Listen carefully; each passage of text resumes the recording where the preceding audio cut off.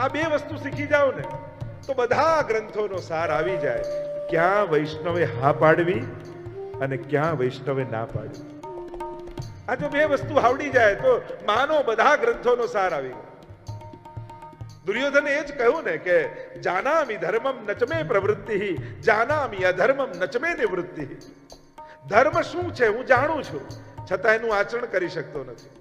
અને અધર્મ શું છે હું જાણું છું, છતાં એને છોડી શકતો નથી. ક્યાંક આપણા બધાની સ્થિતિ આવી જ છે. આપણે જાણીએ છીએ ધર્મ શું છે અને આપણે જાણીએ છીએ અધર્મ શું છે, પણ ધર્મનું આચરણ કરવાનું સાહસ આવતું નથી અને અધર્મને છોડવાની હિંમત આવતી નથી. સત્સંગ કરશો ને તો સાહસ અને હિંમત બંને આવી જશે. દુનિયાની ચિંતા કરો છો ક્યાંક કોઈને ખોટું ન લાગી જાય, પણ કથા સાંભળ્યા પછી દુનિયાની ચિંતા નહીં રહે, ભગવાનની ચિંતા થશે કે ક્યાંક મારા ઠાકોરજીને ખોટું ન લાગી જાય, મારા પ્રભુને ગમશે કે નહીં, આનો વિચાર આવશે. વિવેક વિશ્રામ આપે છે. શ એટલે જીવનમાં સંતોષ, સમજ, અને સંતોષ અને સમજ આવે તો જીવનમાં વિશ્રામ આવે. જેને સમજ નથી, એક વસ્તુ યાદ રાખો, સંજોગોથી સુખી થવાના પ્રયાસમાં રહેશો ને તો બહુ વાર સુધી સુખ જીવનમાં રહેશે નહીં. કારણ કે સંજોગો ક્યારે ફેરવાય ખબર નથી, આપણા હાથમાં નથી. પણ સમજથી સુખી થવાનો પ્રયાસ કરશો ને તો સુખ કાયમ માટે રહેશે. જીવનમાં એવી સમજ કેળવો કે કોઈ પણ વ્યક્તિ કે સંજોગો તમને દુખી ન કરી શકે, અને એવી સમજ તમને કથા આપશે. અને કથા દ્વારા, આ સમજ દ્વારા જીવનમાં પરમ વિશ્રામ પેદા થશે. એક સ્ત્રી પરણીને આવીને પતિને કહેવા લાગી, તમે મને સુખી કરશો? પતિએ કહ્યું, જો તું માંગીશ એવી તને ગાડી લાવી આપીશ, તું કહીશ એવું ઘર બાંધી આપીશ, તું કહીશ એવા દાગીના ને કપડા લાવી આપીશ, પણ સુખી થતા જો તને ન આવડ્યું તો તને બીજો કોઈ સુખી કરી શકશે નહીં. એમ સુખી થતા જો આપણે ન શીખ્યા ને તો આપણા સિવાય આપણને બીજો કોઈ સુખી કરે એમ નથી. સંજોગો દ્વારા નહીં, સામર્થ્ય દ્વારા નહીં, સમજ દ્વારા સુખી થવાની કોશિશ કરો. જીવનમાં એવી સમજ કેળવી લો કે ગમે તેવા સંજોગો સામે આવી જાય પણ તમને કોઈ દુખી ન કરી શકે. સંજોગો આપણા હાથમાં નથી. ક્યારે, કાલે, પરમ દિવસે, જીવનમાં કઈ ઘડીએ શું બનશે આપણને ખબર નથી. આપણે આપણા ભવિષ્યને જાણતા નથી. પણ હા, એવું કંઈક સત્કર્મ કરી લઈએ જેથી આપણું ભૂતકાળ, વર્તમાન અને ભવિષ્ય ત્રણેય પાવન થઈ જાય. એક વસ્તુ યાદ રાખો, તમે કથામાં બેઠા છો.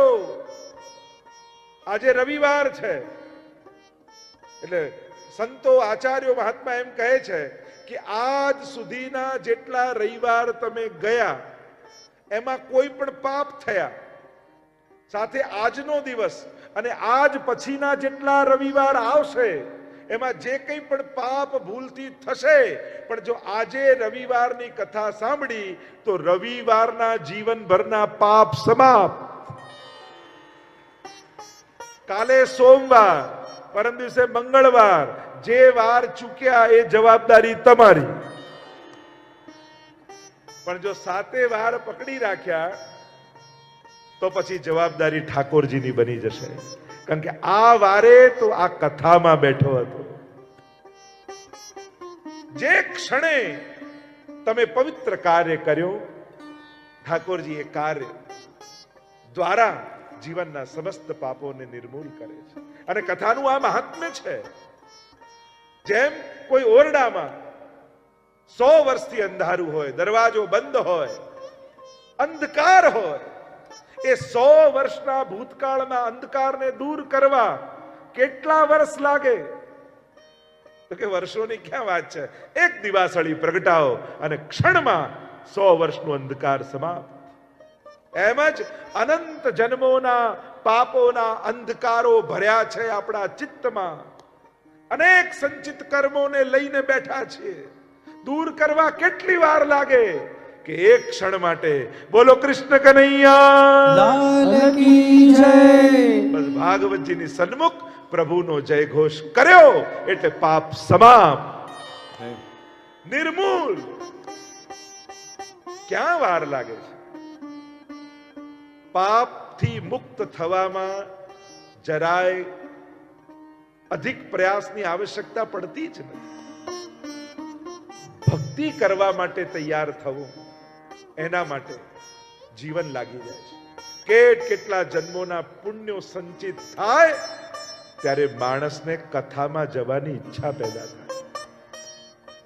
અને હું તો ખાસ કહીશ, અહીંયા જેટલા બેઠા છો બધા એ રીતે બેસજો કે જાણે કથા તમે જ બેસાડી છે. મહેમાન બનીને કથામાં આવતા જ નહીં. કારણ ભગવાન તો બધાના છે. જો મંદિર કોઈ ટ્રસ્ટનું હોઈ શકે, સંચાલન કોઈ વ્યવસ્થાનું હોઈ શકે, પણ ભગવાન તો બધાના જ હોય છે. એમ આયોજન માટે ભગવાન કોઈ ને કોઈ પરીક્ષિતને શોધે. એ ભાગ્યશાળી પરીક્ષિત, એ ભાગ્યશાળી પરિવાર કે જેને પ્રભુ નિમિત્ત બનાવે, પણ કથા તો બધાની હોય છે. એટલે ક્યારે એમ ન માનતા કે આ કોઈ એક પરિવારની કથા છે. હા, એ ભાગ્યશાળી છે કે ઠાકોરજી એમને નિમિત્ત કર્યા છે.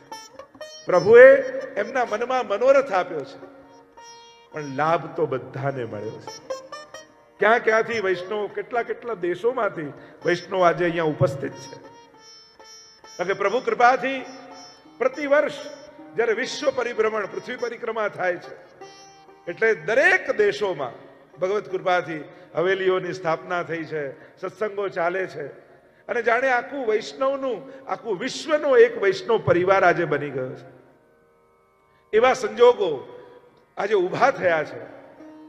વૈષ્ણવ સંઘના માધ્યમથી, ઇન્ટરનેશનલ વૈષ્ણવ સંઘ સંસ્થાના માધ્યમથી આજે આખો વિશ્વ વૈષ્ણવ પરિવાર બની ચૂક્યો છે. લોકો જોડાયા છે, ઘરે ઘરે કથાઓ સંભળાય છે, ઘરે ઘરે સેવાઓ બિરાજતી થઈ છે. આ ક્રાંતિનું સર્જન થયું છે. ગત 20 વર્ષમાં એવી એક ક્રાંતિ આવી છે વૈષ્ણવ સંપ્રદાયમાં. ઘરે ઘરે ઠાકોરજી બિરાજતા થઈ ગયા. તો આ પ્રભુની, મહાપ્રભુજીની કૃપા છે. તો શ્રીમદ ભાગવત કથામાં આજે આપણે બધા જ ઉપસ્થિત છીએ. આ ભાગવત કથા, શ્રીમદ ભાગવતજી સાક્ષાત શ્રીનાથજીનું વાંગમય સ્વરૂપ છે. નાથદ્વારામાં જે શ્રીનાથજી છે એ નેત્ર દ્વારા એમના દર્શન થાય છે. અહીંયા બિરાજમાન શ્રીનાથજી એ કર્ણ દ્વારા આપણા હૃદયમાં પ્રવેશ કરશે. તો કહ્યું કે ભગવાને આવું વાંગમય રૂપ કેમ લીધું? આ વાંગમય રૂપ છે ને, શબ્દમય રૂપ છે, વાણીમય રૂપ છે. તો કે જેવા જેવા અસુરો થયા એવા એવા અવતાર ભગવાને લીધા. હિરણ્યાક્ષને મારવો છે તો ભગવાન વરાહ બની ગયા. હિરણ્યકશ્યપુને મારવો છે તો ભગવાન નરસિંહ બની ગયા. જેવા જેવા અસુરો એવા અવતાર. તો ભગવાને વાંગમય રૂપ કેમ લીધું? તો કે અહીંયા અસુર છે એ શબ્દમય છે, વાણીમય છે. વાણીમય અસુર કયો? તો કે પરીક્ષિત મહારાજને લાગેલો શ્રાપ કે 7મા દિવસે તક્ષક આવીને દંશ દેશે, એ વાણીમય અસુર છે. અને ભગવાને શ્રાપમય અસુરને સમાપ્ત કરવો છે, એટલા માટે ભગવાન વાંગમય અવતાર લઈ ભાગવતનું રૂપ ધારણ કરીને પધાર્યા છે. અને સ્વયં ભાગવતમાં એવી કથા આવે છે કે જ્યારે ભગવાન સુધામ પધારી રહ્યા છે, ઉદ્ધવજી બાજુમાં છે, અને ત્યારે ઉદ્ધવજી વિનંતી કરે છે કે પ્રભુ આપના વગર અમે જીવીશું કે? આપ જ્યારે ભૂતલ પર પ્રગટ ન હો તો અમારા જેવા ભક્તોનું જીવન સંભવ નથી. અને ત્યારે પ્રભુ સ્વધામ પધારતા પહેલા પોતાનું સમગ્ર તેજ આ શ્રીમદ ભાગવતમાં પધરાવીને ગયા અને કહ્યું, ઉદ્ધવ, આ ભૂતલ પર જ્યારે હું પ્રગટ રૂપે ન હોઉં ત્યારે મારું પ્રગટ સ્વરૂપ એ શ્રીમદ ભાગવત છે. અને એટલા માટે ભાગવતજી આ કેવલ કોઈ પુસ્તક નથી, કેવલ કોઈ ગ્રંથ નથી, શ્રીનાથજીનું વાંગમય સ્વરૂપ છે. અને એટલા માટે જેવો વ્યવહાર, જેવો ભાવ આપણે નાથદ્વારામાં શ્રીનાથજી પાસે જઈને રાખીએ, એવો જ ભાવ અને એવો જ વ્યવહાર ભાગવતજીની સન્મુખ કરવો જોઈએ. લેશ માત્ર પણ ન્યૂન્ય નહીં માનવા ભાગવતજીને. ગંગાને અક્ષરે અક્ષરમાં શ્રીનાથજી બિરાજમાન છે. 12 સ્કંદ છે, 335 અધ્યાય છે, 18,000 શ્લોક છે. એવું આ દિવ્ય ભાગવત જે પરમ વિશ્રામને આપનારું છે, જેની વાત કરી રહ્યા હતા, વિવેક, સંતોષ અને સમજ. ર એટલે રાગ દ્વેષથી મુક્ત, અને મ એટલે મદ અને મોહથી મુક્ત. આટલી વસ્તુ થાય તો જીવનમાં વિશ્રામ આ કથા આપે છે. ગોપીઓ એટલે જ કહું, તવ કથામૃતમ તપ્ત જીવનમ. સંસારથી તપેલા જીવને વિશ્રામ ક્યાં મળે, શાંતિ ક્યાં મળે? તો કે ભગવાનની કથામાં આ પરમ વિશ્રામ આપશે. અને વિશ્રામ અને આરામમાં ફરક છે. સગવડતા, સુવિધા, કદાચ સોફામાં ખુરશીમાં બેઠા બેઠા આંખ લાગી જાય તો એને આરામ કહેવાય, પણ આંખ ઉઘડી જાય એને વિશ્રામ કહેવાય. અહીંયા આંખ બંધ કરવા માટેનું સ્થાન નથી, આ તો આંખો ખોલવા માટેનું સ્થાન છે. જન્મ જન્માંતરથી જે આંખો બિડાઈ ગઈ છે, અજ્ઞાન તિમિરાંધસ્ય જ્ઞાનાંજન શલાકયા, અજ્ઞાનના અંધકારમાં અંધ બન્યા છે, અને પરમ જ્ઞાનના દાતા એ શ્રીમદ ભાગવત ભગવાન છે. આ ભાગવતની કથા છે. તવ કથામૃતમ તપ્ત જીવનમ કવિ બિરડીતમ કલ્મશાપહમ. કલ્મશોને ધોઈ નાખનારી કથા છે. કેટલા કલ્મશો મનમાં છે. અત્યારનો સમય માણસનું મન બગડ્યું છે. સગવડતાઓ અને સુવિધાઓ વધી છે, સુંદરતાના સાધનો વધ્યા છે કે શરીર સુંદર થાય, પણ મનની પવિત્રતાનું શું? મન શુદ્ધૈ ન વિદ્યતે. અત્યારે ઉઘાડાને કપડા આપનારા ઘણા છે, ભૂખ્યાને અન્ન આપનારા ઘણા છે, બીમારને દવા આપનારા ઘણા છે, પણ કોઈ સુખીને જોઈ સુખી થનારા કેટલા દુનિયામાં? આજે માણસ કોઈનું સુખ નથી જોઈ શકતો. શું આ બીમારી નથી? આજે માણસ કોઈનું ભલું નથી જોઈ શકતો, આ બીમારી નથી? લોકો કે આટલા હજારો વર્ષ પહેલા લખાયેલી કથાનું આજે શું? અરે દુનિયામાં બદલાયું શું છે? તમે જેને પ્રમાણો માનો છો સુખના, વિકાસના, પ્રગતિના, બેંકો, હોસ્પિટલો, સ્કૂલો, કોર્ટ, પોલીસ સ્ટેશન, આજથી 100 વર્ષ પહેલા આજે આ જેટલા છે એટલા નહોતા. આજે જેટલી હોસ્પિટલ છે એટલા 100 વર્ષ પહેલા નહોતી. આજે જેટલી સ્કૂલો છે એટલી 100 વર્ષ પહેલા નહોતી. આજે જેટલી બેંકો છે એટલી 100 વર્ષ પહેલા નહોતી. પણ 100 વર્ષ પહેલા આપણા દાદાના ચહેરા પર જે શાંતિ દેખાતી એ આજે આપણા ચહેરા પર છે. જેને તમે પ્રગતિના, સુખના પ્રમાણો માનો છો, શું આજે એ રહ્યા છે? તો સુખ અને શાંતિ છે ક્યાં? ક્યાં જઈને મળશે? આ કથા જે પરમ વિશ્રામનું પવિત્ર સ્થાન છે, આ કથા આપણા અંતઃકરણને વિશુદ્ધ બનાવશે. સ્વયં શ્રીનાથજી બાબા જેમ નાથદ્વારામાં તમે દર્શન કરો છો તો ઊંચો હાથ કરી અને તમને પોતાની નિકુંજમાં બોલાવે છે, આવ આવ આવ.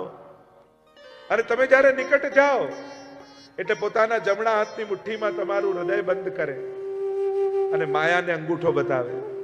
શ્રીનાથજી બાબાનું સ્વરૂપ છે ને, એ જ સાક્ષાત સ્વરૂપ શ્રીમદ ભાગવતનું છે. કોઈ ભેદ નથી.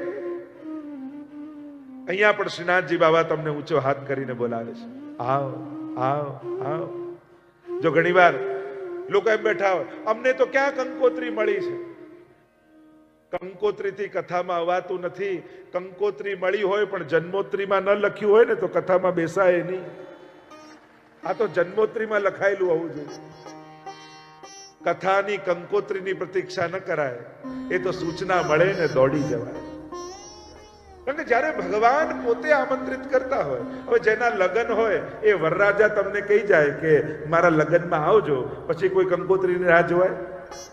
એમ અમારા શ્રીનાથજી બાબા ઊંચો હાથ કરીને તમને બોલાવતા હોય, આવ આવ આવ. પછી જો કોઈ કંકોત્રીની રાહ જોવે તો એ દુર્ભાગી કહેવાય. સ્વયં શ્રીનાથજી બાબાનું સાક્ષાત સ્વરૂપ 12 સ્કંદ જે ભાગવતમાં છે એ જ 12 અંગવાળા શ્રીનાથજી બાબા છે. પણ આપણે ત્યાં પ્રથા અને પરંપરા એ છે, ભાગવતજીમાં પ્રવેશ કરતા પહેલા પદ્મ પુરાણ અંતર્ગત 6 અધ્યાયમાં ભાગવતના મહાત્માને સમજાવવામાં આવે. આ તમે જે કથા શ્રવણ કરવા જઈ રહ્યા છો એ કથા છે શું, એનું સ્વરૂપ શું છે, એનું સામર્થ્ય શું છે, એનો સ્વભાવ શું છે. અને આ તમને જે મળ્યું છે એ સાધારણ નથી. આવી મહત્તા જ્યારે સમજાય ને, અને જે મહત્તાને સમજાવે એને જ મહાત્મ્ય કહેવાય. 6 અધ્યાયમાં એટલા માટે કારણ કે આ ભગવાનની કથા છે. અને ભગવાન કોને કહેવાય? જેની પાસે ધન હોય ધનવાન, જેની પાસે યશ હોય યશવાન, તો જેની પાસે ભગ હોય એ ભગવાન. તો ભગ કોને કહેવાય?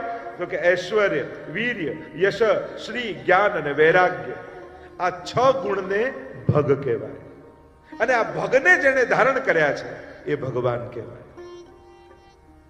તો ભગવાનના મહાત્મ્યને 6 અધ્યાયમાં પદ્મ પુરાણમાં સમજાવવામાં આવ્યા. આइए प्रवेश करते हैं महात्मा की कथा. मंगलाचरण કર્યું છે. મંગલાચરણ એ જ મંગલાચરણ. મંગલ આચરણ, મંગલ વિચાર, મંગલ ઉચ્ચારણ, મંગલ કાર્ય, આ બધું મંગલાચરણ છે. આપણી સાહિત્યની પરંપરા એમ કહે છે કે કોઈ પણ ગ્રંથનો પ્રારંભ કરતા પહેલા પ્રભુને યાદ કરાય, મંગલાચરણ કરાય. મંગલાચરણના પણ શાસ્ત્રોમાં 3 પ્રકાર બતાવ્યા: નમસ્કારાત્મક, આશીર્વાદાત્મક અને વસ્તુ નિર્દેશાત્મક. ઘણા મંગલાચરણ સાહિત્યમાં એવા હોય જેમાં નમસ્કાર કર્યા હોય, નમન કર્યા હોય. ઘણા એવા હોય કે જેમાં આશીર્વાદની આકાંક્ષા કરી હોય, અને ઘણા એવા હોય જેમાં જે ગ્રંથનું વર્ણન કરવા જઈ રહ્યા છે એનો વસ્તુ નિર્દેશ કર્યો હોય. મંગલાચરણ, મંગલ ઉચ્ચારણ. જો આપણા જીવનનું મંગલાચરણ કયું, આપણા દિવસનું મંગલાચરણ કયું? એમ તો શાસ્ત્રોએ કહ્યું કે કણ કણમાં ઈશ્વરને જોવા. હવે એવી અવસ્થા તો આપણી નથી, પણ ચલો કણ કણમાં ઈશ્વર નથી જોઈ શકતા, એટલો તો સંકલ્પ કરી શકીએ ને કે સવારે ઉઠીએ ત્યારે સૌથી પહેલા દર્શન ઠાકોરજીના કરીશું. બધું ધરીને લેવું એમ શાસ્ત્રોમાં કહ્યું, મહાપ્રભુજી આજ્ઞા કરી. બધું તો આપણા માટે સંભવ નથી, પણ એટલું તો સંકલ્પ કરીએ ને, મોઢામાં પહેલી વસ્તુ મૂકીશ એ ઠાકોરજીની ધરેલી મૂકીશ. અહર્નિશ ભગવત નામ લેવું 24 કલાક. વદત ભીરેવ સતતમ એમ મહાપ્રભુજી કહે છે. હવે આપણા જેવા લોકો માટે સંભવ નથી તો શું કરીએ કે ચાલો દિવસમાં પહેલું કંઈક બોલીશ તો ભગવત નામ બોલીશ. ઘરના લોકોને પહેલા જય શ્રી કૃષ્ણ કરીશ, પહેલું શબ્દ ભગવત નામનો આવશે. આવા નાના નાના સંકલ્પો તો લઈ શકીએ ને આપણે. ચલો કાલથી જ શરૂ. અહીંયા બેઠા છે બધા જ સંકલ્પ કરશે કાલથી. આ નાના નાના નિયમો, કારણ કે તમને ખબર નથી, તમને એમ લાગે આટલી નાની વસ્તુથી શું થવાનું, પણ નાના નાના સંકલ્પો કેવા મોટા ચમત્કારો તમારા જીવનમાં લાવશે એ કદાચ તમને પણ કલ્પના નથી અત્યારે. કારણ કે પ્રભુનું કાર્ય ક્યારે પણ નાનું નથી હોતું. અરે પ્રભુ માટેની ચિંતા પણ હોય ને એ પણ ઉદ્ધારક છે. જો 1 વર્ષથી ચિંતામાં રાજુભાઈ ફરે છે, કેમ થશે, શું કરીશું, કેમ કરીને વ્યવસ્થા કરીશું. પણ કથા કરી, હવે વિચાર કરો, કથા ન કરી હોત તો કેવી ચિંતા કરત આખું વર્ષ. હું તો તમને જ પૂછું, કથા ન થઈ હોત તો અત્યારે તમે શું કરતા હોત ઘરે? બોલો, કેમ હસવું આવે બધા? હું તો એમ જ કહું, તમે માળા જ ફેરવતા હોત. પણ તમને ખબર છે કે કથામાં અત્યારે ન હોત તો ગભરે તમે શું કરતા હોત? પ્રભુ સંબંધી તો ચિંતા પણ ઉદ્ધારક છે. અને એટલા માટે જીવનમાં કોઈ ને કોઈ એવા સંકલ્પો પ્રતિ વર્ષના, 6 મહિનાના, 1 મહિનાના, એકાદશીના, દર અઠવાડિયાના, રોજના કોઈક એવા સંકલ્પો રાખવા જેથી મન ઠાકોરજી સાથે જોડાયેલું રહે. મંગલ આચરણ, મંગલ ઉચ્ચારણ. જો પ્રભુ માટેનો આ સંકલ્પ કેટલો પવિત્ર. હું તો કહું, જીવનમાં એમણે ઘણા નિર્ણયો લીધા છે. તમે બધાએ પણ જીવનમાં કેટલા નિર્ણયો લીધા હશે, કેવા મોટા મોટા નિર્ણયો લીધા હશે, મહત્વના ડિસિઝન લીધા હશે. પણ એમના જીવનનું સૌથી બેસ્ટ ડિસિઝન કયું? કે આ કથા કરાવી છે એ નિર્ણય જ્યારે લીધો ને એ સૌથી શ્રેષ્ઠ નિર્ણય છે. કારણ કે બાકી બધા નિર્ણયો બાંધનારા છે, આ નિર્ણય છોડાવનારો છે, ઉદ્ધારક છે.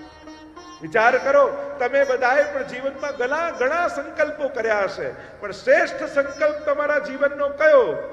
કે જ્યારે તમને વિચાર આવ્યો ને, લાવને ઠાકોરજી પુષ્ટાવીને ઘરે પધરાવી લઉં, આ તમારા જીવનનો બેસ્ટ ડિસિઝન, બેસ્ટ સંકલ્પ, શ્રેષ્ઠતમ નિર્ણય તમારા જીવનનો એ. અને એ નિર્ણયને યાદ કરીને આનંદિત થજો કે મારા જીવનમાં એ વિચાર આવ્યો, એને કારણે ઠાકોરજી મારા ઘરમાં આવ્યા. મારા જીવનમાં આ સંકલ્પ આવ્યો તો મારા જીવનમાં કથા આવી. મંગલ આચરણ. મંગલ આચરણ ક્યારે થાય? જ્યારે પરમ મંગલનું શરણું લીધું હોય. જીવનમાં મંગલ કરનારું કોણ? મંગલમ ભગવાન વિષ્ણુ મંગલમ ગરુડધ્વજ. જો યાદ તો ઘણાને આપણે કરતા હોય, પણ દરેકને યાદ કરવું એ મંગલકારી નથી હોતું. બેસતા તો ઘણા જોડે હોઈએ, પણ દરેક જોડે બેસવું એ મંગલકારી નથી હોતું. બોલતા તો ઘણાનું નામ હોઈએ, પણ દરેક નામ મંગલકારી નથી હોતા. તો આ જીવનમાં મંગલ કરનારું એવું કયું નામ, કયું એવું સ્થાન, કયું એવું વ્યક્તિત્વ કે જેની પાસે જઈને બેસવાથી મંગલ થાય? ત્યારે કહું, એવું કોઈ નામ, એવું કોઈ સ્વરૂપ, એવું કોઈ સ્થાન હોય તો એ ઠાકોરજી છે. મંગલ રૂપ નિધાન સાવરો, મંગલ રૂપ નિધાન. મંગલનો નિધિ પરમાત્મા છે, એટલે મંગલાચરણ કર્યું છે. ભાગવત જીવનમાં મંગલ લાવનારું છે. એટલે સાહિત્યકારો કહે છે ને કે મંગલ ઉપર જીવન છે કે નહીં, એના માટે વૈજ્ઞાનિકો ને માણસો મથી રહ્યા છે કે મંગલ પર જીવન છે કે નહીં, એના માટેની કોશિશ થાય છે. તો મંગલ પર જીવન છે નહીં કે નહીં એની તો મહેનત કરે છે માણસ, પણ જીવનમાં મંગલ પ્રગટ્યું કે નહીં એનો વિચાર તો માણસ કરતો જ નથી. 7 દિવસ આ જીવનમાં મંગલ પ્રગટે એના માટેનો આપણે બધા જ પ્રયાસ કરીશું. એટલે જ ભાગવતના 5 ફળ કયા છે. 5 ફળ ભાગવત સાંભળીશું અને એમાં પણ આપણા અમદાવાદના લોકોને તેમ થાય આ બધું કરીએ તો ખરા, પણ મળશે શું? તો કહું 5 ફળ. પહેલું ફળ કયું? નિસંશયતા. બધા જ શંકાઓમાંથી મુક્તિ મળી જશે. કેટલી શંકાઓ લઈને આપણે ફરીએ, અને ભગવાન સંબંધી પણ કેટલી શંકાઓ. શું ભગવાન હશે? શું આ દુનિયા ભગવાને બનાવી હશે? અને ભગવાને બનાવી તો ઘણાને સુખી ને ઘણાને દુખી, આવું બધું કેમ કર્યું? અને કરનારો બધું જ ભગવાન જ હોય તો હું પાપ કરું એ પણ ભગવાને કરાવ્યા ન કહેવાય? આપણે તો એમ કહીએ કે બધું ભગવાન કરાવે તો હું પાપ કરું એ પણ ભગવાને કરાવ્યા કહેવાય. સારું કામ કરીએ તો બધું ભગવાન, ખરાબ કરીએ આપણું. આ બધી શંકાઓ તમને જાગતી નથી? જાગે છે ને? તો આ કથા તમારા માટે જ છે. ચૂકશો તો તમને જ નુકસાન છે. જો જીવનના કાર્યો તો થતા જ રહેવાના, તમે નહીં હો તોય થવાનું છે. દુનિયામાં ભગવાને કોઈ પણ વ્યક્તિને એટલો મહત્વનો બનાવ્યો જ નથી કે જેના જવાથી ભગવાનના કામ રોકાઈ જાય. કોઈ નહીં. આપણે ભણે માનતા હોઈએ અને આ લોકો કહેતા અમે નહીં રહીએ ત્યારે ખબર પડશે આ બધું કેમ ચાલે છે. એ કહેનારા બધા જ જતા રહે છે, બધાનું બધું ચાલતું રહે છે. અને ઉલટાનો એ જ નડતો હોય, એના ગયા પછી વધારે સારું ચાલતું હોય. એટલે કોઈનાથી કઈ રોકાતું નથી. આ તો પાણીમાં આંગળી નાખવા જેવું છે. આપણને એમ લાગે જો ખાડો પડી ગયો, પણ જ્યાં આંગળી કાઢો ક્યાં ભરાઈ જાય ખબર ન પડે. દુનિયામાં કેટલા મહાત્માઓ આવ્યા, કેટલા નેતાઓ આવ્યા, કેટલા ધર્મગુરુઓ, સમાજ સુધારકો, કેવા કેવા મહાન લોકો આવ્યા. આપણને એમ થયું કે આ નહીં રહે તો શું થશે, પણ એ બધા ગયા અને દુનિયા ચાલતી જ રહી. ભગવાને કોઈને એટલું મહત્વનું બનાવ્યું નથી કે જેનાથી ભગવાનનું કામ રોકાય. એટલે એની ચિંતા કરતા જ નહીં. પણ આ ચૂકી ગયા ને તો બહુ મોટું નુકસાન કરી બેસશો તમારે. કોશિશ કરજો 7 દિવસમાં એકે દિવસ પડે નહીં. અને એમાં પણ 7મો દિવસ તો જરાય નહીં, કારણ કે વૈષ્ણવ મહાસંમેલન, ગ્રંથોત્સવ, આ બધાની તો ચર્ચા કરવાની છે પછી આગળ. એટલે એ દિવસ તો ચુકાય નહીં. સર્વ સંશયોમાંથી મુક્તિ. ભગવાન પ્રશ્નાર્થ નથી, ભગવાન એ પૂર્ણ વિરામનું નામ છે. જીવનમાં જાગેલા બધા જ પ્રશ્નોનું સમાધાન એનું નામ ભગવાન. જ્યારે કોઈ જવાબ ક્યાંય ન મળે ત્યારે ભગવાનની ઈચ્છા, આ વાક્ય તમારા જીવનને પૂર્ણ વિરામ આપશે. અને મહાપ્રભુજી એ જ કે તથૈવ તસ્ય લીલેતિ મત્વા ચિંતામ ધૃતમ ત્યજેત. ભગવાનની ઈચ્છા છે અને ભગવાનની ઈચ્છાનો વિરોધ કરે એને વૈષ્ણવ કેમ કહી શકાય? એને પણ હસતા હસતા ભગવાનનો પ્રસાદ માની માથે ચડાવી લે એને તો વૈષ્ણવ કહેવાય. અનુકૂળતામાં તો પ્રભુ દેખાય છે, પણ ખાતરી આપું છું કથા સાંભળશો ને તો પ્રતિકૂળતામાં પણ ભગવાનની કૃપાનો અહેસાસ તમને થશે, એવી સમજ તમારી બની જશે. અને વિપરીત સંજોગોમાં પણ જે ભગવાનની કૃપાને શોધી લે એનું નામ જ વૈષ્ણવ છે. નિસંશયતા પહેલું ફળ. બીજું ભગવત પ્રાપ્તિ. ભગવાનની કથા દ્વારા ભગવાન મળશે. ભગવાન મળશે એટલે તમે ઉભા રહેશો ને આમ લાઈટ થશે, ધુમાડો થશે અને ટડંગ દઈને ભગવાન પ્રગટ થઈ જશે. આ સિરિયલો જોઈ જોઈને આપણી જે આદત ખોટી પડી છે. અરે ભગવાન કથામાં હોય છે, નિશ્ચિત છે, પધારે જ છે, પણ જોવાની આંખો તમને મળશે કથા દ્વારા. એ ક્યારેક આમ દોડા દોડ કરતા કાર્યકર્તાઓના પગમાં તમને ભગવાન દેખાશે, ક્યારેક પ્રસાદ વાંટતા ઉઠેલા હાથમાં તમને ઠાકોરજી દેખાશે, ક્યારેક કથા સાંભળતા સરેલી આંખમાંથી સરતા એ અશ્રુ બિંદુઓમાં તમને શ્રીનાથજી દેખાશે. કેટલા રૂપ ધારણ કરી પ્રભુ તમારી સન્મુખ આવશે. શરત એ છે કથાએ આપેલી આંખ લઈને બેસજો, કથાએ આપેલી દ્રષ્ટિ લઈને બેસજો. અનેક રૂપે ઠાકોરજી તમને દર્શન આપશે. ભગવત પ્રાપ્તિ. ત્રીજું પ્રભુની કૃપાનો અહેસાસ. ચોથું કહ્યું પ્રભુની પ્રીતિ. પ્રભુમાં પ્રેમ પ્રગટ થઈ જશે. કથા સાંભળતા સાંભળતા ક્યારે તમે ઠાકોરજીને પ્રેમ કરવા લાગ્યા એ તમને ખબર નહીં પડે, એવો આ કથાનો પ્રભાવ છે. હમણાં આ ડ્રોન ના ચલાવશે, એમને ના પાડી દે. બોલો કૃષ્ણ કનૈયા લાલ કી જય, બોલો ગોવર્ધન નાથ કી જય. આ દેવ વિમાન અને ચડચડ કીર્તનમાં તો ગાઈએ છે, પણ હમણાં ભગવાનની કથા ચાલે છે એટલે દેવતાઓને કહીએ થોડી વાર વિશ્રામ લે. આમ ભગવાનની કથા એ પ્રભુ પ્રીતિનું દાન કરનારી છે. પુણ્ય કરવાના ઉપાયો શાસ્ત્રોમાં ઘણા છે, પણ પ્રભુના પ્રેમની પ્રાપ્તિનો ઉપાય એ કેવલ ને કેવલ પ્રભુની કથા છે. શ્રી પ્રભુને પ્યારા શ્રી યમુનાજીના લાડીલા એવા રસિક સત્સંગી વૈષ્ણવોને જે શ્રીના આ વચનામૃત ગમ્યા હોય તો આ વિડીયોને લાઈક કરજો, શેર કરજો અને કમેન્ટ બોક્સમાં જય શ્રી કૃષ્ણ જરૂર લખજો. અને અમારી ચેનલ શ્રી વલ્લભ સત્સંગને સબસ્ક્રાઈબ કરવાનું ભૂલશો નહીં. સર્વે વહાલા વૈષ્ણવોને ભાવથી જય શ્રી કૃષ્ણ.